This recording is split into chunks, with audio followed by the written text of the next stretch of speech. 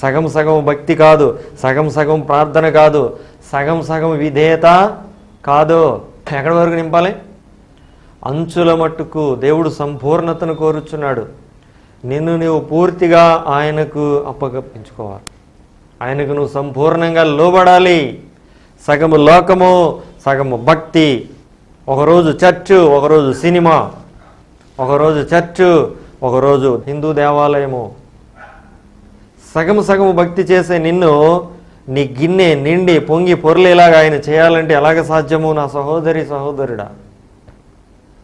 ఆయనను నువ్వు పూర్ణ హృదయముతో నువ్వు ఆయనకు లోబడినప్పుడు, కానాను విందులో ఏం జరిగింది? ఆ నీటిని వారు అంచుల మట్టుకు నింపినప్పుడు యేసుప్రభు వాటిని ద్రాక్షారసంగా మార్చేశాడు. లోబడటమే ఆశీర్వాదము. యేసుప్రభు బాణాల దగ్గరకు వెళ్ళి చేయి వేసి